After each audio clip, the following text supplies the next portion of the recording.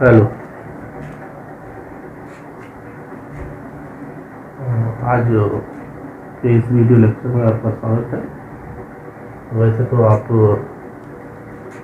जो building estimate है वो तो पढ़ ही चुके हैं। आज इस लेक्चर का मतलब सिर्फ मेरा इतना है कि अगर कोई चीज़ आपके दिमाग से मिस हो गई हो, कहीं कॉन्सेप्ट में कोई कंफ्यूजन हो, तो वो रिवाइज हो जाए और आपके मेमोरी में काफ़ी हद तक वो इतना पेनिट्रेट हो जाए ताकि आपको वो भूले नहीं। हम आज जो डिस्कस करेंगे वो डिस्कशन जो है करेंगे आप तो बिल्डिंग एस्टीमेट।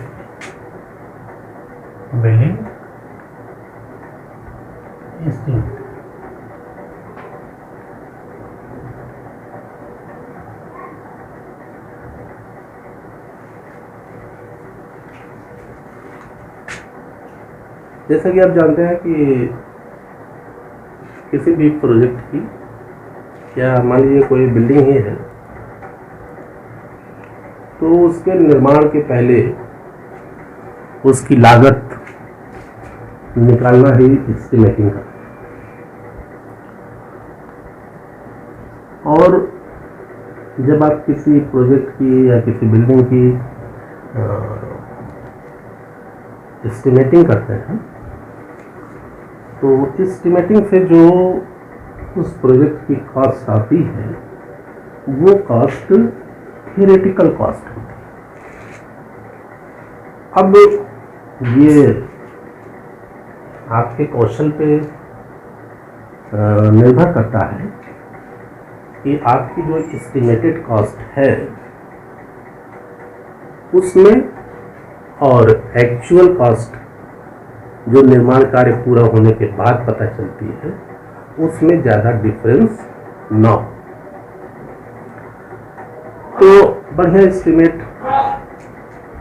हम उसी को कहेंगे जिसकी एस्टिमेटेड कॉस्ट उसकी एक्चुअल कॉस्ट से बहुत ज़्यादा डिफर न करे। ऐसा बहुत कम संभव है कि एस्टिमेटेड कॉस्ट उसके एक्चुअल कॉस्ट के बराबर हो जाए, लेकिन अगर उसके सन्निकट भी है और डिफरेंस कम है तो हम मानेंगे कि आप एक कुशल इंजीनियर हैं और एक कुशल इंजीनियर की तरह आपने बहुत एक्यूरेट एस्टीमेट तैयार किया है। जहाँ तक बिल्डिंग एस्टीमेट की बात है तो बिल्डिंग एस्टीमेट के बहुत सारे तरीके हैं जिन तरीकों से जो है हम किसी भी बिल्डिंग की जो है एस्टीमेटेड कॉस्ट निकालते हैं।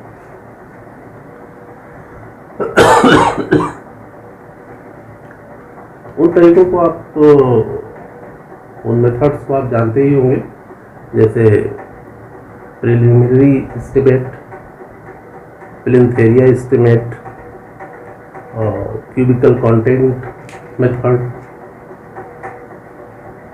लेकिन जहाँ तक एक्यूरेसी की बात है, जब हमें एक्यूरेसी मेंटेन करना होता है तो हम जो मेथड इस्तेमाल करते हैं वो डिटेल्ड एस्टीमेट मेथड,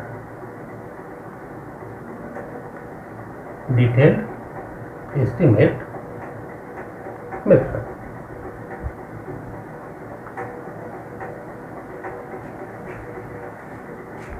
इस डिटेल एस्टीमेट मेथड के लिए हम दो तरह के जो निर्धारित प्रपत्र हैं उनका इस्तेमाल करते हैं और ये पूरी एस्टीमेटिंग जो है वो दो स्टेजेस में पूरी होती है। पहले स्टेज में जो हम जिस प्रपत्र का इस्तेमाल करते हैं उसको डिटेल ऑफ मेजरमेंट फॉर्म कहते हैं। डिटेल ऑफ मेजरमेंट फॉर्म के जरिए हम जो है पूरे बिल्डिंग को उसके तमाम सब हेड में डिवाइड कर लेते हैं। जैसे भवन में मिट्टी का कार्य या मिट्टी के खुदाई का कार्य, कंक्रीट का कार्य, ईंट चिनाई का कार्य, प्लास्टर का कार्य, आरसीसी का कार्य। तो इस तरह से पूरे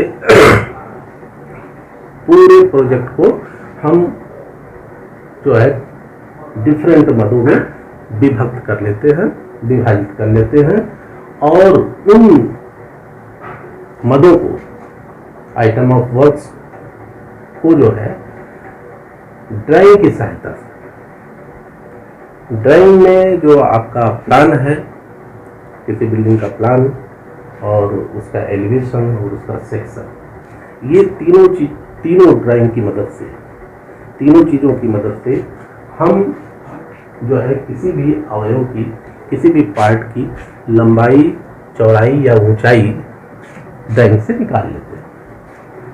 एस्टिमेटिंग में ड्राइंग का ज्ञान बहुत जरूरी है। अगर आपके पास अच्छा ड्राइंग का ज्ञान नहीं है, ड्राइंग पढ़ने का ज्ञान नहीं है, ड्राइंग समझने का ज्ञान नहीं है, तो आप एस्टिमेट करने में आपको काफ़ी असुविधा होगी। इसलिए अक्सर जो स्टूडेंट्स हैं वो एस्टिमेटिंग के नाम पे थोड़ा घबराते हैं, लेकिन घबराने की कोई ज़रूरत नहीं है। और इसमें अगर आपको ड्राइंग में डायमेंशन पढ़ने की कला आ गई या आर्ट आपके पास है, तो एस्टिमेट करना बहुत आसान हो जाता है। अमूमन साधारणतया जो एस्टिमेट आप ड्राइंग की सहायता से जो डायमेंशन पढ़ते हैं, उसमें आइटम ऑफ वर्क्स की क्वांटिटी निकालते हैं, अलग अलग आइटम ऑफ वर्क्स की क्वांटिटी निकालते हैं, और वो क्वांटिटी आपकी जो है उसके आयतन के रूप में भी हो सकती है, उसके क्षेत्रफल के भी रूप में हो सकती है। तो अगर आप उसका वॉल्यूम निकाल रहे हैं, तो आपको वॉल्यूम निकालने के लिए जो है उसमें 3 तरह के डायमेंशंस की ज़रूरत होगी। उसकी लंबाई चाहिए, उसकी चौड़ाई चाहिए और उसकी ऊंचाई चाहिए। अगर आप एरिया में निकाल रहे हैं, तो एरिया में लंबाई और चौड़ाई या लंबाई या ऊंचाई की ज़रूरत होती है। तो मैं बता रहा था कि डिटेल एस्टिमेट मेथड में जो आप डिटेल ऑफ मेजरमेंट का एक फॉर्म होता है, वो देख लीजिए कि उसमें कौन कौन से कॉलम होते हैं। उस कॉलम के हिसाब से आप जो है हर आइटम की क्वांटिटी निकाल लेते हैं। पहला कॉलम है सीरियल नंबर, दूसरा कॉलम है item of works,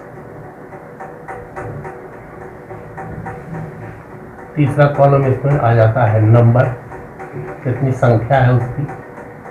next column आ जाता है लंबाई, फिर चौड़ाई ब्रेड्थ, फिर हाइट और डेप्थ, और नेक्स्ट कॉलम क्वांटिटी और कंटेंट। आखिरी कॉलम आप रिमार्क्स कीजिएगा। अब इस फॉर्म के जरिए आप हर आइटम की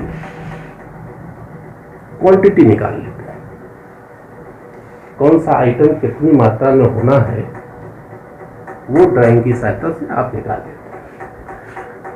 ये एस्टिमेट का पहला स्टेज हुआ।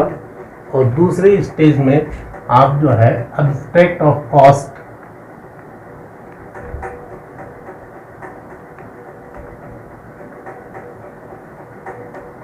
या जिसको बिल ऑफ क्वांटिटी भी कहते हैं,